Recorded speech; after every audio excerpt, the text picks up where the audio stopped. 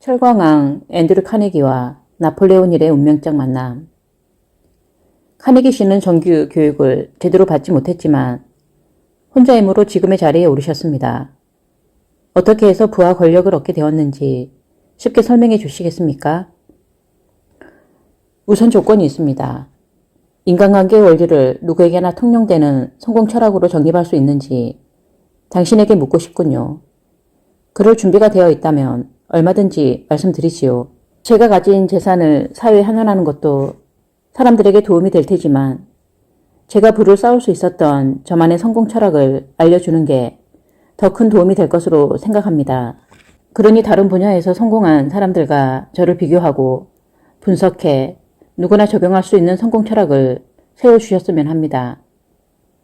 좋은 철학은 성공과 실패로 이끄는 길을 명확하게 보여줘야 합니다. 그때까지 꾸준히 연구해 주시기를 부탁합니다. 네, 제가 그 일을 꼭 해내겠습니다. 성공과 실패의 원인을 알 때까지 끊임없이 연구해 이뤄내겠습니다. 그렇다면 이제 카네기 씨의 성공 원칙을 관해 들려주시겠습니까? 성공의 17가지 원칙 중 첫 번째 원칙은 명확한 목표입니다. 명확한 목표를 세운 사람만이 나머지 16가지 원칙을 자유자재로 활용할 수 있다는 점을 강조하고 싶습니다. 지금껏 저는 목표가 없거나 불분명한 사람이 성공했다는 말을 들어보지 못했습니다. 명확한 목표를 세운다는 것은 그만큼 중요합니다. 성공했다고 알려진 사람들을 보면 모두가 명확한 목표의식이 있었습니다. 그 사람들은 자신의 목표를 이루려고 최선을 다했습니다. 제 목표는 철강을 만들어 파는 것이었습니다. 노동자로 일할 때부터 단지 그 생각만 했습니다. 제게 그 목표는 단순한 바람 이상의 타오르는 열망이었습니다. 사람은 누구나 돈과 명예, 사회적 지위를 원합니다. 그러나 대부분이 그랬으면 좋겠다라는 바람 수준에 머물러 있을 뿐입니다. 하지만 자신이 원하는 것을 명확하게 아는 사람은 바람 수준이 아닌 강렬한 소망으로 바꾸려고 노력합니다. 그러려면 다른 사람과의 협력은 필수입니다. 위대한 업적은 타인의 도움 없이는 불가능하기 때문입니다. 그렇다면 다른 사람과의 협력을 얻으려면 어떻게 해야 할까요? 이 부분은 나중에 설명하겠습니다. 흔히들 돈이 있어야 성공할 수 있다고 말합니다. 그러나 카네기 씨는 빈손으로 시작해 지금의 성공을 이루셨는데 엄청난 돈을 모을 수 있었던 비결은 무엇인가요? 가난한 사람이 부자로 향하는 첫 단계는 무척 어려운 길입니다. 간략하게 설명하자면 부자가 되려면 명확하고도 간결한 밑그림을 그려야 합니다. 완성된 밑그림에 몰두하게 되면 어느 순간 잠재의식 속에서 자연스럽게 밑그림에 영향받은 행동을 하게 됩니다. 제 경험을 들어 설명해 드리죠. 철강을 만들겠다는 명확한 목표를 세우게 되면서 저는 오로지 철강에 관한 생각만 했습니다. 열망에 이르도록 나 자신을 채찍질하며 밤낮으로 철강 생각에만 몰두했습니다. 그런 다음 자본은 없지만 제 아이디어를 인정해주는 친구에게 이 사실을 전했습니다. 그리고 철강소 설립에 뜻이 맞는 두 사람을 더 끌어들였지요. 이렇게 해서 네 사람이 마스터마인드 연합의 핵심이 되어 아이디어 개발에 필요한 자금을 끌어모았습니다. 여기서는 명확한 목표의 출발점까지만 언급하고 다음 장에서 마스터마인드에 관해 설명하겠습니다. 성공은 마음가짐에 달렸다. 성공 철학과 더불어 성공한 사람들에 관해서도 깊이 있는 연구를 부탁합니다. 그들은 다른 사람들보다 더 많이 노력해 성공의 길로 갈 수 있었습니다. 학교에 다녀본 적 없는 사람도 성공하는데 왜 많이 배운 사람들이 성공하지 못할까 하고 의아해하는 사람도 있습니다. 하지만 크나큰 성공은 지식에 있는 것이 아니라 목적이나 목표를 가식적으로 바꿔주는 긍정적인 마음가짐에 있습니다. 긍정적인 마음가짐은 생각의 힘을 불러일으킵니다. 긍정적인 마음가짐을 얻게 되기까지 얼마나 걸릴까요? 그것은 전적으로 개인의 기질과 자기 통제에 달려 있습니다. 자기 통제란 욕망, 불안감, 의심, 두려움 같은 부정적인 생각을 통제해 무한한 지성에 자신을 맡기는 것입니다. 예를 들어 $100를 모으는 목표가 있습니다. 길게는 며칠, 짧게는 몇 분이면 모을 수 있을 겁니다. 그럼 100만 달러를 모으는 게 목표라면 어떻게 해야 할까요? 간단합니다. 100만 달러가 될 때까지 계속해서 모아야 합니다. 그러기 위해서는 자신의 목표를 가식적인 물질 형태로 바꾸고 얼마나 걸릴지 기간을 정하는 것이 좋습니다. 그 말씀은 공짜로 얻어지는 건 없다는 의미인가요? 모든 일에는 원인과 결과가 있습니다. 부와 재물은 열심히 일한 결과로 주어진다는 뜻입니다. 제가 질 좋은 철강을 만들어 공급하지 않았다면 지금의 저는 없을 겁니다. 세상에 공짜는 없고 모든 건 그만큼의 대가를 치러야 얻을 수 있습니다. 성공도 목표만 세워서는 이루어지지 않습니다. 목표를 이룰 때까지 끊임없이 노력해야 합니다. 명확한 목표의 본질은 무엇입니까? 목표를 마음에 품고 그 목표를 가식적인 것으로 바꾸면 되나요? 그리고 카네기 씨도 목표를 적어 두시는지요? 명확한 목표의 본질은 사람에 따라 다릅니다. 잘 훈련된 사람은 외적인 요인에 휩쓸리거나 흔들리지 않고 목표를 향해 나아갈 수 있지만 훈련받지 않은 사람이라면 기댈 수 있는 버팀목이 있어야 합니다. 예를 들면 자신의 목표를 자세히 적은 다음 하루에 한 번 이상 큰 소리로 읽는 습관도 버팀목이라고 할 수 있겠지요. 상세한 목표를 순서대로 써 내려가다 보면 어느 순간 목표는 명확해지고 마음 깊이 새겨져 행동하는 것 역시 목표에 맞게 바뀌게 되지요. 저는 노동자 시절부터 지금까지 줄곧 이 방식을 유지해 왔습니다. 이제는 적어두는 차원이 아니라 마스터 마인드와 함께 목표를 이룰 구체적인 계획까지 세웁니다. 위대한 성공은 협력자와 관계가 잘 밀착된 상황에서 대부분 이루어집니다. 저는 오래전부터 한 명의 협력자만으로는 목표를 이루기가 불충분하다는 사실을 깨달았지요. 마스터 마인드 멤버와 함께 공동의 목표를 위해 협력할 때 놀라운 힘이 생깁니다. 어쩌면 대답하기 불편한 질문일 수도 있겠습니다. 당신이 부를 쌓아온 지금까지 수천 명의 노동자는 늘 가난하게 살고 있습니다. 당신이 그들 덕에 부자가 될 수 있었다며 비난하는 사람들이 있는데 당신과 노동자들의 삶이 다른 이유가 무엇일까요? 콕 짚고 넘어갈 질문이라고 생각합니다. 지금껏이야 똑같은 질문을 수없이 들었습니다. 그때마다 저는 말합니다. 죽기 전에 제 모든 재산을 사회에 환원할 생각인데 가장 좋은 방법을 찾는 중이라고요. 이상하게 들리겠지만 자신이 스스로 땀 흘려 번 돈이 가장 소중합니다. 제 재산을 우리 회사 노동자에게 나눠주는 게 도움이 된다면 기꺼이 그렇게 하겠습니다. 돈은 가져서가 아니라 제대로 쓰는 사람이야말로 지혜로운 사람일 테니까요. 저의 성공과 우리 노동자들의 처지가 크게 다른 이유를 물으셨지요? 저는 책임이 따르는 일들을 마다하지 않아 부자가 되었다고 답하겠습니다.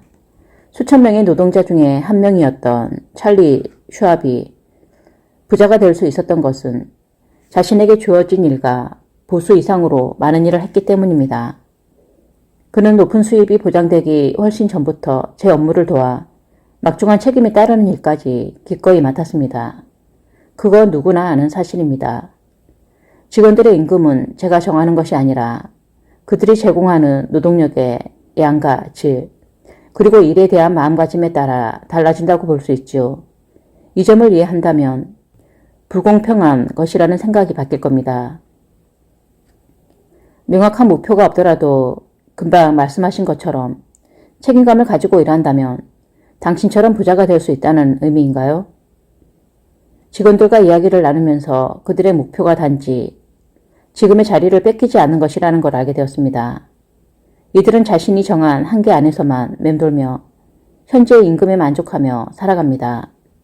하지만 스스로 바뀌지 않으면 절대 변할 수 없습니다. 풍요롭고 자유로운 세상에서 자신의 마음가짐과 욕망을 조절할 수 있는 사람은 자기 자신뿐이니까요. 옛날보다 지금이 경제적으로 독립하기가 더 어려워졌다고들 합니다. 당신을 비롯한 소수의 부자가 다른 사람들에게 돌아갈 기회까지 빼앗았다고는 말하는데 이 같은 견해를 어떻게 생각하시는지요? 기회를 빼앗다고요? 요즘은 이전과 달리 이런 만큼 부를 창출할 기회가 넘치는 시대입니다. 우리에게 부족한 것, 앞으로 더욱 필요한 것이 있다면 각자의 상상력, 독립심, 독창성이 아닐까요? 미래를 내다볼 줄 모르는 근시안적인 사람들, 기회가 없다고 불평하는 사람들을 살펴보세요. 책임지기를 회피하는 사람들일 뿐입니다. 기회가 줄고 있다는 근시안적 주장에 현혹되지 않기를 바랍니다. 이 시대의 젊은이들에게 큰 희망을 주는 이야기라고 할 수 있겠군요. 상상력과 독립심, 독창성을 갖춰야 새로운 기회를 잡을 수 있다는 말씀 외에 성공을 꿈꾸는 이들에게 필요한 건 또 무엇이 있을까요? 한계에 도전하는 일입니다. 그리고 자신에게 엄청난 기회가 주어졌다는 사실을 잊지 말아야 합니다. 이제 당신은 성공을 꿈꾸는 사람들에게 힘이 될 새로운 철학을 보여주어야 합니다. 저처럼 명확한 목표에 따라 사고하고 행동하면 가능한 일입니다. 결국 많은 이들에게 영감을 불러일으켜줄 힘이 생길 겁니다.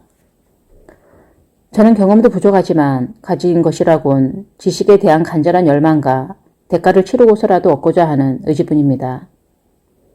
젊은이들에게 지식을 향한 갈망과 의지만큼 위대한 자산은 없습니다. 하찮게 생각해서는 안 됩니다. 세상은 당신처럼 열망과 의지로 가득 찬 사람이 필요합니다.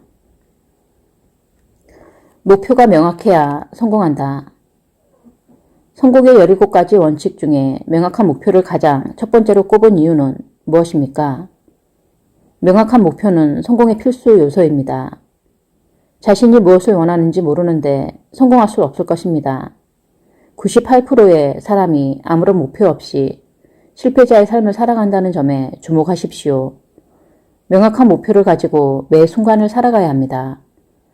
목표를 습관으로 삼지 않으면 표류하는 삶을 살아가게 됩니다. 당신은 성공을 어떻게 정의하겠습니까? 성공이란 타인의 권리를 침해하지 않는 범위에서 자신이 원하는 것을 얻을 수 있는 능력을 갖추는 것입니다. 성공의 운이 작용한다고 생각하십니까? 제가 말하는 성공의 정의를 이해하신다면 운이라는 요소는 들어있지 않다는 걸 알 수 있을 겁니다. 한 사람의 개성과 습관이 결합해 개인의 능력이 됩니다. 개인의 능력은 다음 10가지입니다. 개인의 능력, 명확한 목표 의식, 신속한 결정 능력, 건전한 인격, 감정 절제력, 최선을 다하는 집념, 직업에 대한 소명감, 관대한 마음, 신실한 태도, 지식에 대한 끝없는 갈망, 깨어있는 상상력. 위 10가지 능력 모두가 다른 사람의 권리를 침해하지 않는 범위에서 누구나 개발하여 개인의 것으로 만들 수 있는 것들입니다. 자제력을 연마하라. 자제력은 성공의 필수 조건이다. 자제력은 성공하는 데 가장 중요한 요소이므로 앞으로 개인의 한계를 극복하는 방법을 7가지 원칙을 통합하고 적용해서 배우게 될 것이다. 이 같은 성공 원칙들은 서로 연관되어 있어서 하나만 빠져도 제 기능을 하지 못하는 연결고리처럼 존재한다는 사실을 앞에서 살펴보았다. 이제 자제력을 통해 각각의 원칙을 이용 가능한 힘으로 응집하며 실생활에 적용할 수 있다. 이러한 응집 효과는 17가지 원칙들이 저마다 하나의 배터리라고 보았을 때 분명히 나타난다. 배터리들을 적절히 연결하면 각 배터리가 가진 힘을 합친 결과가 나타난다. 자제력이란 17가지 힘을 활용하는 특별한 배터리인 셈이다. 자제력과 여타 다른 원리 간의 중요성을 제대로 알아야 17가지 원칙을 통해 이용 가능한 전체적인 힘으로 사용할 수 있기 때문이다. 이러한 이유로 자제력은 우리가 원하는 힘이 통과하는 병목 구간이 된다. 카네기는 자제력의 중요성을 누누이 강조해왔다. 자신을 통제하지 못하는 사람은 어떠한 성취도 이룰 수 없다는 사실을 경험을 통해 이미 깨달았기 때문이다. 또한 간접적인 체험을 통해 생각을 통제하는 습관이 몸에 밴 사람은 최고의 지위와 원하는 것이라면 무엇이든 쉽게 얻을 수 있다는 사실도 중요시한다. 자제력은 자기 생각을 조절하는 행동이다. 자제력은 구구단처럼 외워서 깨닫게 되는 게 아니라 오직 인내심으로만 터득할 수 있다. 앞으로 설명하는 지시에 따라 끊임없이 노력하면 자기 생각을 통제할 수 있게 된다. 노력하지 않는다면 작은 것조차 얻을 수 없을 것이다. 자제력이 없는 사람은 당장 성공이 눈앞에 보이지 않으면 바람에 휩쓸리는 나뭇잎처럼 이리저리 방황한다. 하지만 자제력으로 무장한 사람은 명확한 목표 아래 자신의 꿈을 이룬다. 이제 앤드류 카네기가 들려주는 경험담을 통해 자신의 마음을 완벽하게 다스리는 특권을 누려보자. 성공의 8번째 원칙으로 자제력에 대해 말씀하셨는데요. 자제력의 역할에 관한 질문을 먼저 드리겠습니다. 또 어떻게 해야 자제력을 일상생활에 적용할 수 있을까요? 우선 자제력이 필요한 시점부터 설명하겠습니다. 그 다음 자제력을 연마하는 방법에 대해 차근차근 검토하도록 하지요. 자제력은 생각을 통제하는 데서 시작합니다. 생각을 통제하지 못하면 행동 역시 통제할 수 없습니다. 자제력을 발휘하여 충분히 생각한 뒤에 행동으로 옮겨야 하는데 대부분의 경우 행동부터 한 뒤에 생각하게 되지요. 자제력은 긍정적 감정과 부정적 감정을 지배하여 다스리게 해줍니다. 감정에 영향받은 행동들로 사람의 인생이 달라지고 세계가 움직인다는 것을 안다면 감정을 통제하는 것이 얼마나 중요한지 아실 겁니다. 앞에서 설명한 14가지 기본 감정에 대해 다시 한번 언급하겠습니다. 자제력은 모든 감정을 완벽하게 장악하는 것으로부터 출발하므로 기본 감정을 이해하는 것은 매우 중요합니다. 감정은 마음의 상태이며 얼마든지 통제할 수 있습니다. 부정적인 감정을 다스리지 못하면 그 결과는 치명적입니다. 긍정적 감정 역시 제대로 다스리지 못하면 부정적 감정과 다름없이 파괴적인 결과가 나타납니다. 성공의 정상을 향해 달려가느냐, 실패의 구렁텅이로 곤두박질 치느냐는 마음가짐에 달려 있습니다. 교육, 경험, 지적 능력, 그 어느 곳으로도 파괴적인 결과를 되돌리거나 바꿀 수 없습니다. 부정적 감정을 다스리지 못해 발생한 실패에 대해서는 이해가 되는데요. 긍정적인 감정에 대해서는 잘 이해가 되지 않습니다. 긍정적 감정을 추진력으로 변화시켜 목표를 달성하는 경우를 들려드리겠습니다. 찰리 슈왑이 그 대표적인 예로 제가 오랫동안 지켜보면서 깨달은 겁니다.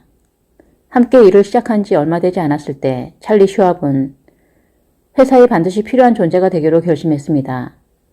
명확한 목표를 세운 다음 욕구를 다스리기 시작했죠. 욕구를 하나하나 성취하는 과정에서 명확한 목표, 마스터마인드, 매력적인 성품, 신념, 보상을 바라지 않고 일하는 습관, 계획적인 노력, 창조적인 상상력, 자제력 등 앞에서 설명한 성공 원칙들을 다양하게 적용해 나갔습니다. 찰리 슈왑은 자제력으로 다른 7가지 원칙들을 정립하며 다스렸습니다. 동료들을 성실히 대하고 열정적으로 일하며 업무에 관해서는 반드시 성공한다는 계획을 정했고 성공을 향한 믿음을 갖고 있었지요. 이러한 자제력의 이면에는 충성, 열정, 희망, 신념 등이 숨어 있었습니다. 또한 아내에 대한 사랑도 한결같았지요. 그의 성공에서 자극제가 된 감정은 사랑, 그리고 경제적 이익을 추구하고자 하는 욕구였습니다. 슈왑이 성공할 수 있었던 원인을 제가 한번 정리해 보겠습니다. 슈왑은 먼저 자신이 원하는 바를 결정한 다음 명확한 목표를 세웠습니다. 그런 다음 목표를 추진할 계획을 세우고 보상을 바라지 않은 채 열심히 일했습니다. 그리고 당신을 비롯한 동료들과 조화를 이루어 마스터마인드 연합을 만들었지요. 긍정적 성과를 내기 위해 창조적인 상상력의 중요성을 인식한 다음 신념을 가졌습니다. 그리고 동료와 주변 사람들을 즐겁게 해줄 수 있는 매력적인 성품을 갖추어야겠죠.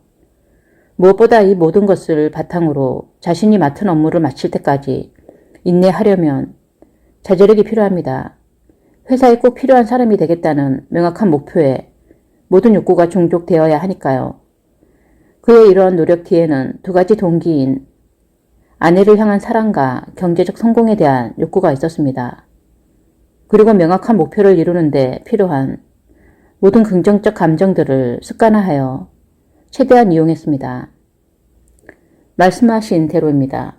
그가 성공 원칙을 사용하지 않았다면 성공 기회는 줄어들었을 겁니다. 그가 성공할 수 있었던 이유는 바로 성공 원칙을 계획적으로 적용했다는 것이죠. 그가 성공할 수 있었던 건 자제력이 큰 역할을 했습니다. 슈왑이 이 감정을 아무 절제 없이 발산했다면 그 결과는 아주 달라졌을 겁니다. 회사에 찰리 슈왑처럼 빠르게 성공을 이룬 사람이 또 한 명 있었습니다. 능력 면에서는 슈왑에 뒤떨어지지 않았습니다. 명문대학에서 화학을 전공하여 학력에서는 슈왑보다 우월했죠. 하지만 그는 슈왑과 달랐습니다. 자신의 허영심을 채우기 위해 돈을 버는 것이 그의 유일한 목표였죠. 사랑의 욕구가 있었지만 그것마저도 타인에게 과시하기 위한 수단일 뿐이었습니다. 하지만 그는 마스터마인드 연합의 멤버 자리까지 올라왔습니다. 그러나 협력하지 않은 오만한 태도와 자만심 때문에 결국 그 자리에서 물러날 수밖에 없었지요. 그 사람의 가장 큰 약점은 무엇이라고 생각하십니까? 자제력 부족입니다. 그가 감정을 통제할 줄 알았다면 찰리 슈왑보다 적게 노력하고도 원하는 만큼 성공할 수 있었을 겁니다. 슈왑보다 유리한 배경과 학벌이 있었으니까요. 하지만 그는 긍정적인 감정을 다스리고 통제하는 데 실패했습니다. 뭔가 잘못되고 있다는 것을 느끼자 질투, 두려움, 증오 같은 부정적 감정에 사로잡히게 되었지요. 그는 성공한 사람들을 보면 질투하거나 미워했습니다. 그들이 자기보다 뛰어나니까요. 결국 사람들을 두려워하기 시작했고 특히 자기 자신을 가장 두려워했습니다. 자신을 반대하는 사람들 틈에서 성공에 대한 확신이 흔들리지 않을 만큼 강한 사람은 없으니까요. 저는 다른 사람들보다 빠르게 승진한 직원들에게 경솔하게 행동하지 않도록 충고해주고는 합니다. 전에 없던 권력을 얻으면 갑자기 큰돈을 번 듯한 기분이 빠지기 쉽습니다. 돈의 노예가 되지 않기 위해 조심하는 것과 마찬가지로 권력의 노예가 되지 않도록 조심해야 합니다. 자제력이 중요한 이유가 바로 여기에 있습니다. 자기 감정을 통제하는 사람은 남에게 적대감을 주지 않으며 동시에 남을 도울 수 있습니다. 긍정적 감정을 명확한 목표 아래 조직적으로 관리하면서 부정적 감정은 완전히 정복해야 한다는 말씀인가요? 예, 그렇습니다. 자제력은 감정보다도 인격적인 완벽함을 요구합니다. 타이밍이 맞아야 하고 계산도 치밀해야 하지요. 원하는 결과를 얻지 못했다고 해서 포기해서는 안 됩니다. 때를 기다리며 인내할 줄 아는 지혜를 갖춰야 합니다. 높은 지위에 오르는 큰 목표가 있다면 사소한 일에 신경 쓸 겨를이 없을 겁니다. 생각하는 습관을 길러라. 자제력의 가장 두드러진 특징은 무엇일까요? 그 부분은 성공의 10번째 원칙에서 자세히 설명해 드리겠습니다. 흔히 사람들은 자제력에 적은 부정적 감정이라고 생각합니다. 물론 부정적 감정은 성공을 꿈꾸는 이라면 주의해야 할 장애물입니다. 자제력은 구체적인 습관에서 시작합니다. 특히 식습관과 음주, 이성교제 같은 자유시간을 어떻게 쓰고 있는가에 관련이 있죠. 일반적으로 자유시간을 지혜롭게 사용하는 사람은 다른 습관들도 잘 조절합니다. 또한 8가지 성공 철학을 마스터한 사람은 그러한 습관을 구체화한 뒤 자신을 위해 건설적으로 활용합니다. 습관은 명확한 목표에 따라 결정된다는 것을 명심해야 합니다. 보상을 생각하지 않고 일하면서 먼저 그것의 습관으로 삼아야 합니다. 보상을 생각하지 않고 일하는 습관이 몸에 배려면 시간이 필요합니다. 창조적 상상력이라는 강력한 동기에 사로잡힌 사람에게 변화가 생긴다는 사실도 기억하십시오. 이러한 습관이 몸에 뵐 때까지 자제력은 반드시 필요하지요. 인간의 모든 행동은 명확한 목표 뒤에 자리한 동기를 중심으로 움직인다는 것을 다시 한번 깨달았습니다. 그리고 성공은 동기에서부터 출발한다는 말씀이지요. 그렇습니다. 성공하려면 명확한 동기에 사로잡혀야만 합니다. 그만큼 강렬하지 않으면 생각을 복종시킬 수 없으니까요. 흔히들 동기와 단순한 바람을 혼동하는데 단순히 바라기만 해서는 성공할 수 없습니다. 만약 그랬다면 누구나 성공했을 겁니다. 무수히 많은 것을 바라지만 동기가 명확하지 않으면 백일몽에 그칠 뿐입니다. 동기에는 생각을 지배하는 영향력이 있어야 합니다. 그리고 행동으로 옮길 만큼 강렬해야 합니다. 노력하지 않으면 전혀 쓸모가 없습니다. 매일 실천해야 하는 이유가 바로 여기 있습니다. 계획을 실천에 옮길 수 있는 인내력은 동기에서 나온다는 걸 명심하세요. 말씀을 듣다 보니 갑자기 질문이 떠오르는군요. 당신은 엄청난 성공을 이루려고 재력 또한 갖춘 세계적인 기업가입니다. 그런 당신이 성공 철학을 수립하려는 까닭은 무엇입니까? 제 생각에는 더 이룰 것이 없을 것 같은데요. 아직 제가 바라는 모든 것을 다 이루었다고 생각하지 않습니다. 물론 필요한 정도보다 훨씬 더 많은 돈을 벌어들였지만 그만큼 사회에 기부를 많이 하기도 합니다. 제 소망은 유형, 무형의 재산을 모을 수 있게 해준 지식을 하나의 철학으로 완성하여 성공을 꿈꾸는 사람들에게 기쁨과 행복을 주는 것입니다. 사람들을 만나면 만날수록 성공 철학이 꼭 필요하다는 사실을 깨닫게 됩니다. 자신의 이익을 추구하면서 남에게 손해를 입히지 않는 사람은 거의 없습니다. 노력하지 않고 얻기만을 바라는 일도 많고요. 그런 생각으로는 실패할 수밖에 없는데도 말이지요. 처음부터 성공 철학을 정립하겠다는 목적이 있었나요? 처음에는 단지 자아를 실현하고 경제적인 영향력을 발휘하고 싶다는 생각이었는데 그 목표를 달성하고 나니 더 크고 숭고한 목표, 즉 돈을 벌기보다 인재를 발굴하자는 목표가 생겼습니다. 동시에 부자를 꿈꾸는 이들에게 완벽한 인생 철학을 가르쳐주고 싶다는 소망을 품게 되었습니다. 문명이 발달하면서 생활 수준이 향상되는 것처럼 사람들도 지금보다 더 나은 인간관계를 위해 더 많은 것을 배워야 합니다. 무엇보다 물질적인 부 이상에 더 귀하고 값진 부가 있다는 사실을 알아야 합니다. 원대한 이상은 우리에게 도전의식을 심어줍니다. 그래서 사람들에게 건강한 성공 철학을 제시하는 게 제 목표가 되었습니다. 말씀을 들으니 자제력은 건설적인 습관에서 생긴다는 생각이 듭니다. 맞습니다. 실패와 성공은 습관에 달려 있습니다. 다행히 습관은 후천적이어서 통제할 수 있습니다. 습관 중에서도 가장 중요한 것은 생각하는 습관입니다. 생각하는 습관에 따라 행동과 인격이 결정됩니다. 생각을 통제하는 사람은 어느 정도 자제력이 있는 사람입니다. 생각하는 습관은 명확한 목표에서 출발합니다. 동기가 분명하고 확실하면 생각하는 습관을 갖는 것은 그렇게 어려운 일이 아닙니다. 하지만 목표가 없는 자제력은 있을 수 없고 설령 있더라도 가치가 없다는 것을 명심하세요. 차가운 이성과 뜨거운 가슴의 조화. 자제력은 생각하는 습관뿐만 아니라 신체적인 습관과도 관련이 있군요. 자제력이란 말 그대로 자신을 완전히 이겨내는 훈련입니다. 자제력은 감정과 이성의 사이에서 균형을 취하는 능력을 가리킵니다. 따라서 상황에 따라 적절히 이성 또는 감정으로 대응하는 법을 배워야 합니다.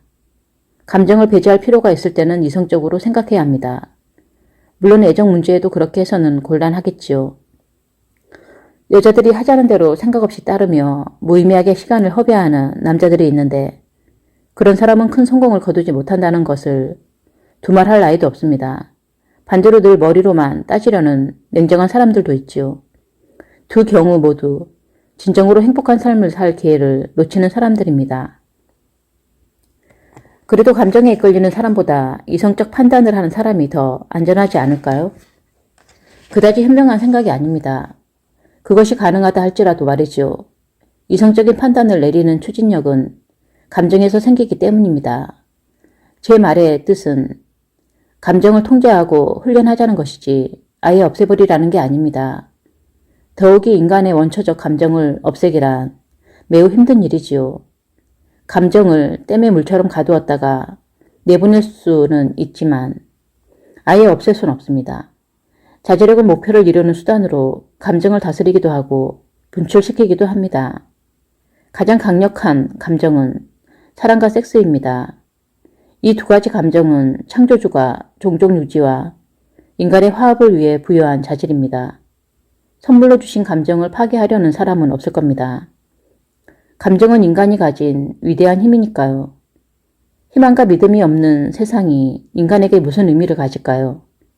열정, 신의, 욕구도 없이 오직 이성적인 능력만 남아있는 세상에 좋은 것이 있을까요? 희망, 신념, 열정, 충성, 욕구는 사랑과 섹스의 다른 표현입니다. 사랑과 섹스는 자연스러운 감정입니다. 인간에게서 사랑과 섹스의 감정을 제거한다면 거세당한 동물처럼 온순해지겠지요. 하지만 이성적인 능력만 갖춘 사람이 대체 무엇을 할 수 있을까요? 선천적인 감정을 자신이 원하는 방향으로 끌고 가는 도구가 자제력이라는 말씀인가요? 그렇습니다. 창조적인 상상력은 사랑과 섹스라는 감정을 특별한 계획과 목표로 변화시키는 자제력에서 나옵니다. 위대한 예술가나 음악가, 작가, 의사, 건축가, 발명가, 과학자, 기업가는 끊임없는 노력으로 사랑과 섹스의 감정을 다스린 결과 위대한 업적을 이룰 수 있었습니다. 사랑과 섹스를 건설적인 에너지로 바꾸는 능력은 성공을 향한 열망에서 무의식적으로 이루어지는 경우가 대부분이지만 계획적으로 이루어지는 경우도 있습니다. 본능적으로 사랑과 섹스에 능하다는 것은 인간에게 다소 모욕적이지 않을까요? 신이 부여하신 자연스러운 선물을 남용할 때는 그렇겠지요. 사랑과 섹스에 대해 무지하거나 그것이 지닌 잠재력을 무시하면 누구나 그럴 수 있습니다. 성공한 사람의 배후에는 사랑이 있다. 성충동을 자제력으로 잘 다스려 자신이 원하는 형태로 바꾸는 일이 가장 중요하다는 뜻인가요? 맞습니다. 덧붙이자면 성충동을 통제하는 사람은 다른 부분에서도 자신을 쉽게 다스릴 수 있습니다. 의식하건 못하건 인간이 하는 모든 일에 영향을 미칩니다. 사랑과 섹스를 다스리지 못하는 사람은 다른 감정 역시 제대로 다스리지 못합니다. 찰스 디킨스의 예를 들겠습니다. 그는 비극적인 사랑을 겪고 나서 위대한 작품 데이비드 코퍼필드를 썼습니다. 첫사랑의 아픔을 좌절대신 작품에 대한 열정으로 승화시켜 큰 성공을 거둔 것이지요. 에이브럼 링컨은 사랑하던 연인의 죽음으로 깊은 상실감에 빠졌습니다. 하지만 상처 입은 마음을 정치적 신념으로 승화시켜 미국 역사상 가장 위대한 대통령이 될 수 있었습니다. 나폴레옹 보나파르트는 첫 번째 아내 조세핀과의 마스터마인드 연합으로 천재적인 군사력을 발휘했습니다. 하지만 감정이 이성을 지배하면서 비극이 시작되었고 마침내 조세핀과 멀어지고 말았습니다. 성공 철학에 대해 연구가 깊고 폭넓어질수록 성공한 남성들의 배후에는 훌륭한 여성들이 있었다는 사실을 더 많이 발견하게 될 겁니다.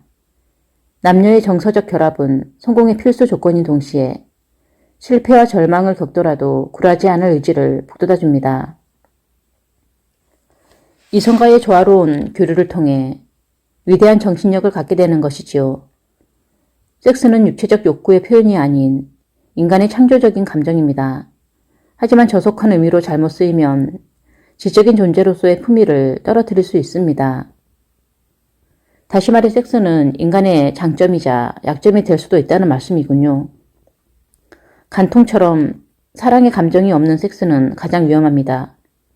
사랑과 섹스가 함께 조화를 이룰 때 창조적인 힘이 생깁니다. 사랑이 없는 섹스는 재앙과 다를 바 없겠군요. 네, 맞습니다. 그러면 이제 감정을 조절하는 방법에 대해서 알아볼까요? 감정에서 나오는 거대한 추진력을 명확한 목표로 바꾸면 됩니다.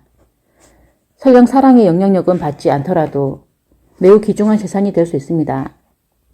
섹스의 감정에 특별한 표현 방식이 있는 건 아닙니다. 앞에서도 말했지만 그것은 댐으로 막아둔 강물처럼 한번 터지면 걷잡을 수 없게 됩니다. 따라서 감정을 잘 다스리지 못할 경우 큰 손해를 입게 됩니다. 신경정신과에서는 사랑과 섹스를 통제하지 못하는 것도 심리장애로 간주하고 해결 방안의 하나로 자제력을 꼽습니다.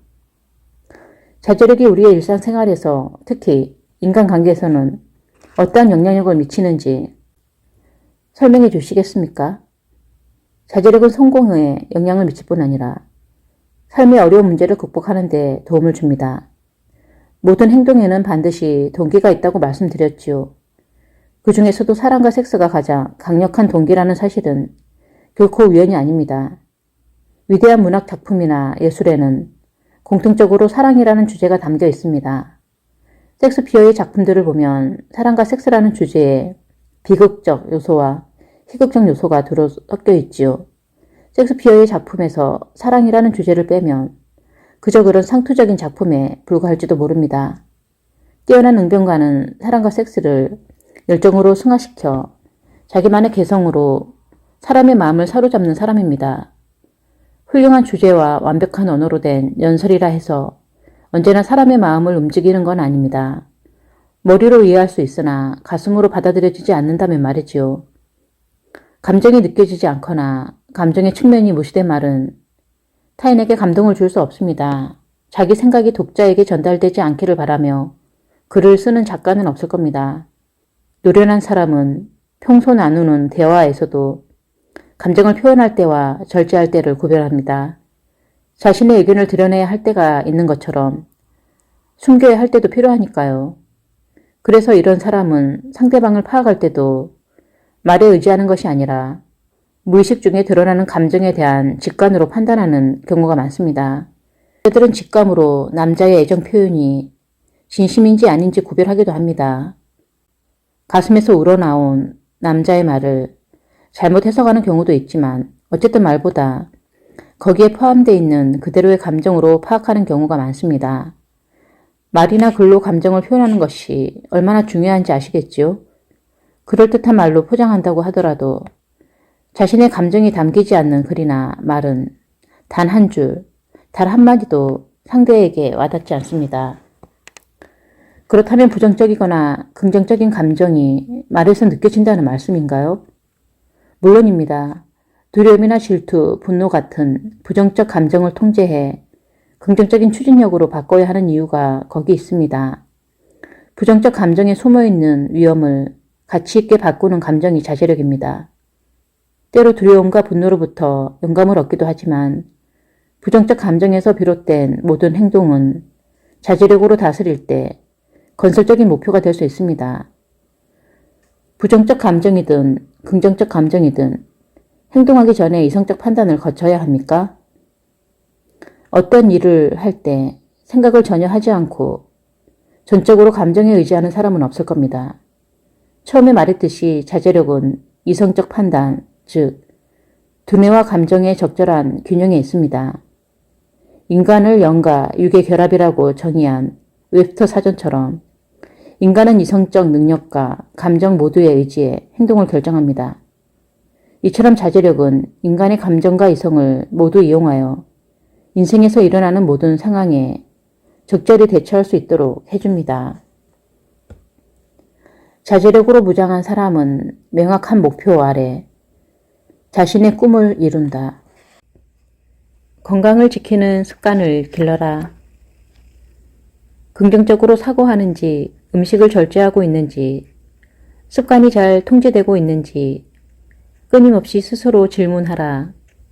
건강을 유지하는 비결을 아는 사람은 자신의 신체를 다스릴 수 있다. 뇌는 신경계의 핵심으로 행동을 조정하고 감각을 인지하는 중추적인 역할을 한다. 아직 과학적으로 완전히 밝혀지지 않았지만 뇌는 지각과 지식, 기억력 등을 사고라는 새로운 방식으로 조정하는 기관이다. 두뇌에서 신체의 모든 자발적 움직임에 대해 명령을 내리면 호흡, 심장박동, 소화, 혈액순환, 신경에너지 등 기본적인 생명활동이 유지된다. 두뇌는 지식의 보고이자 환경과 사고에 영향을 미치는 매개체다. 그리고 인체 중 가장 강력한 기관이며 미개척 분야이기도 하다. 또한 의식과 잠재의식이 교차하는 곳으로 우주에서 나온 무한한 지혜와 에너지의 수신기이자 송신기 역할을 한다. 이 모든 활동은 저절로 일어나지만 건강한 신체를 유지하기 위한 구체적인 지침이 있다. 마음가짐. 먼저 신체적으로 건강하기 위해서는 긍정적 마음가짐이 필요하다는 사실을 인식해야 한다. 경제적으로 풍족하면 성공했다고 느끼는 것처럼 건강하다고 느끼면 육체적으로도 건강해진다. 건강을 유지하려면 항상 건강하다고 생각해야 한다. 프랑스의 심리학자 에밀 쿠에는 건강한 삶을 위해서 나는 하루하루 나아지고 있다 라는 자기 암시를 매일 실천할 것을 권한다. 잠재의식에 깊이 새겨지도록 이 말을 하루에도 수없이 반복하면 내일은 오늘보다 더 건강해지라는 자기 암시가 몸을 회복시킨다고 한다. 수많은 사람들이 그의 주장을 비웃고 외면했지만 지혜로운 소수의 사람들은 쿠의 요법으로 불리는 자기 암시를 삶에서 실천했다. 그리고 그들은 몸에 작용하는 정신에 놀라운 힘을 경험할 수 있었다. 긍정적 마음가짐이 육체의 건강에 필요한 이유는 다음과 같다. 긍정적이든 부정적이든 모든 생각은 신체의 각 세포로 옮겨져 그곳에 필요한 에너지원으로 저장된다. 우리의 모든 생각은 신경과 혈관을 통해 세포 구석구석까지 전달된다.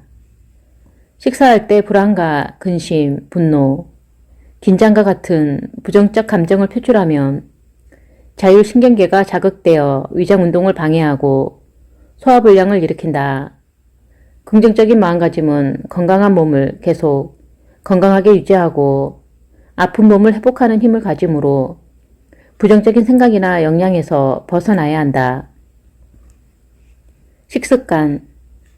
과식하지 마라. 과식은 간과 심장, 신장에 무리를 주어 질환을 일으키므로 포만감을 느끼기 전에 식사를 멈추어야 한다. 이것을 습관화하면 건강을 유지하는 데 도움이 된다. 과식은 무절제의 표현으로서 잦은 과식은 폭음과 마약처럼 몸에 해롭다. 균형 잡힌 영양소를 섭취하라.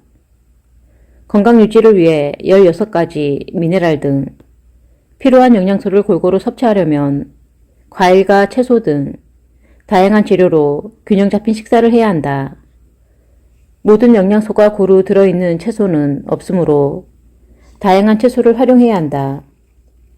음식물을 통해 충분한 에너지를 공급받지 못하면 의식이 제 기능을 할 수 없다. 토양 생태학의 권위자인 플로리다 템가 대학교의 찰스 노던 박사는 더 신선한 과일과 채소를 생산하기 위해 비옥한 지역의 토지를 분석하여 여러 가지 미네랄을 포함한 비료를 만들었다. 그런 다음 두 줄로 콩을 심어 한 줄에는 미네랄을 첨가한 비료를 주고 다른 쪽에는 주지 않았다. 그러자 비료를 주지 않은 쪽의 콩에는 벌레가 많이 먹었지만 비료를 준 콩은 벌레가 먹지 않은 것을 확인할 수 있었다. 찰스 노던 박사는 그 실험을 통해 여러 가지 미네랄이 들어있는 채소와 과일은 해충의 공격을 막는 면역 항체가 있다는 사실을 발견했다. 미네랄을 비롯한 다양한 영양소를 골고루 섭취하는 것은 식물과 마찬가지로 우리 몸에도 면역 기능을 강화해 병원과 각종 질병을 막아준다고 설명했다. 음식물을 대충 삼키거나 빨리 먹지 마라. 음식물을 충분히 씹지 않으면 소화기관에 부담을 줄 뿐만 아니라 신경과민으로 혈관에도 영향을 미친다. 사탕이나 캐러멜 같은 단 것을 멀리하라. 간식으로는 사탕과 캐러멜 대신 신선한 과일과 채소를 먹어라. 더 좋은 것은 아무것도 먹지 않는 것이다. 신선한 채소를 먹을 수 없다면 비타민을 복용하라. 비타민에는 건강에 필요한 각종 요소가 골고루 들어있어서 삶의 활기를 불어넣어준다. 음식물 섭취를 통해 충분히 얻지 못한다면 비타민을 복용하라. 편안한 마음으로 식사하라. 부정적인 감정이 마음에 가득 차 있을 때는 식사를 거르는 편이 낫다. 식사 중의 대화는 유쾌해야 하며 서로 긴장을 주어서는 안 된다. 식사 도중에 자녀를 훈육하거나 논쟁을 하는 일은 피해야 한다. 음식을 먹을 수 있는 것에 감사하며 항상 즐겁게 식사해야 한다. 휴식. 여기서 휴식은 심신의 이완, 특히 걱정과 근심, 두려움을 없애는 것을 말한다. 적어도 하루에 1시간 이상 자기만의 휴식 시간을 가져야 한다. 건강을 유지하기 위해서는 하루 8시간 정도의 수면 시간을 가져야 한다. 잠을 자는 동안 우리 몸은 뇌의 작용을 통해 노화된 세포의 재생이 활발하게 이루어지고 균에 맞서 싸우며 10억 개에 달하는 세포가 원활히 움직이도록 회복하는 활동을 한다. 하루에 1시간 정도는 취미생활을 하거나 야외 활동을 해 일상의 리듬을 깨고 기분을 전환하는 것도 좋다. 식사는 항상 즐겁고 긍정적으로 하며 휴식 시간에는 골프나 테니스, 배구 등 운동을 통해 일상의 긴장을 해소하는 것이 좋다. 배설. 인체는 입에서 항문으로 이어지는 소화, 배설기관과 폐, 신장, 피부를 통해 몸 안의 노폐물을 밖으로 배출한다. 따라서 석 달에 한 번씩 이들 기관이 제 기능을 하는지 건강 진단을 받는 것이 좋다. 배설기관은 이 중에서도 질환 발생 빈도가 높다. 배설기관은 한 달에 한 번은 완전히 독성을 제거해야 한다. 많은 의사가 정제수로 전체 소화관을 세척해서 독성을 제거하는데 이는 간장이나 결장 세척과는 다르므로 혼동해서는 안 된다. 많은 현대인이 중독에 빠져 있다. 도시에 거주하고 주로 앉아서 일하는 직업이 많아 운동량은 줄어들고 섭취하는 음식들은 가공식품이 많아졌기 때문이다. 중독은 긍정적 마음가짐과 공존할 수 없다. 또한 매력적인 성품과도 함께할 수 없다. 중독은 열정을 잠시 간다. 중독은 상상력을 죽이고 자포자기와 절망의 길로 유도한다. 중독은 성공의 필수적인 야망과 창의력을 파괴한다. 중독은 만성적 불쾌감과 두통의 원인이 된다. 머리가 아프거나 식욕이 없는 것은 중독의 위험 신호다.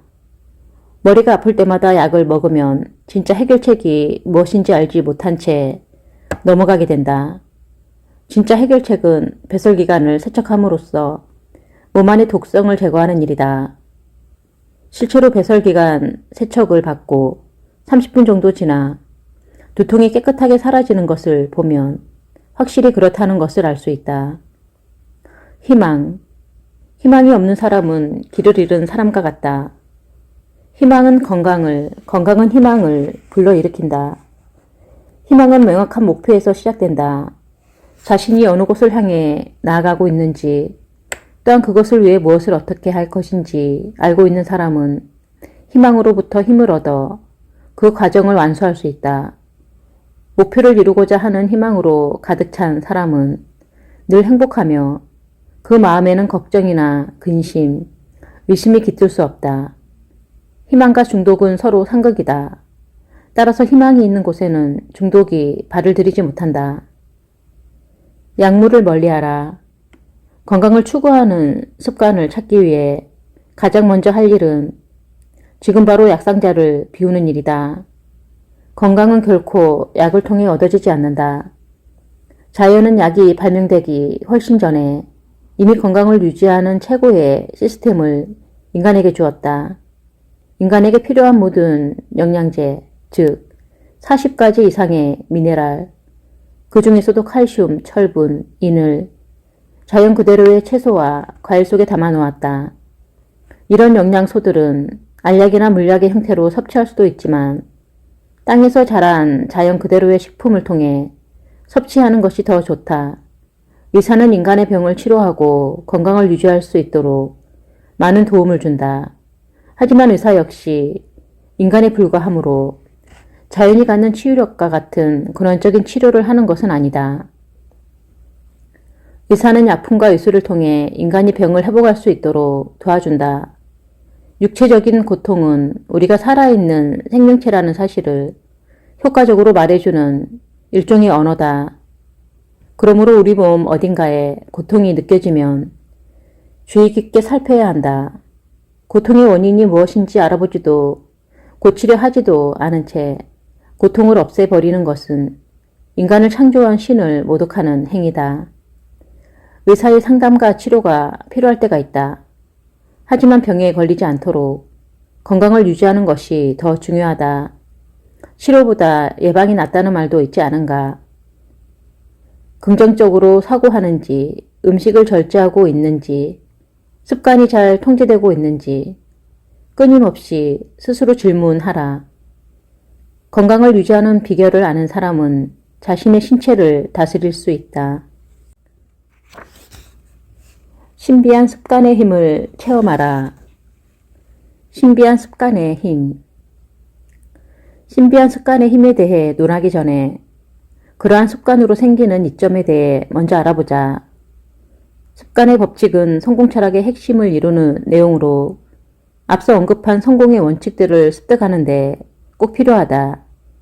유익한 습관은 걱정과 근심을 떨칠 수 있게 하고 자기 생각을 완전히 다스릴 수 있게 해준다. 성공 철학을 따르면 경제적 자유를 얻을 뿐 아니라 타인과의 갈등을 줄이고 그들과 협력하는 일이 가능해진다. 유익한 습관이 몸에 배면 마음의 부정적인 생각은 사라지고 신념이 채워진다. 원자, 해와 별, 계절의 변화, 낮과 밤, 삶과 죽음 등 우리를 둘러싼 모든 관계는 우주의 변치 않는 힘에 의해 지속되고 있다. 해와 별의 움직임을 통해 시간과 공간이 존재하는 것처럼 자연은 물질과 에너지의 완벽한 균형으로 이루어져 있다. 우리는 해와 별들이 충돌하지 않고 정확히 움직인다는 사실과 계절의 순환에 대해 잘 알고 있다. 또한 참나무는 도토리에서 자라고 소나무는 소나무 씨앗에서 자란다는 것도 안다. 도토리에서 소나무가 나오거나 소나무 씨앗에서 참나무가 나오는 실수는 일어나지 않는다. 세상에 생겨난 모든 것에는 원인이 있기에 사람의 뜻과 목표도 언젠가는 열매를 맺게 되어 있다.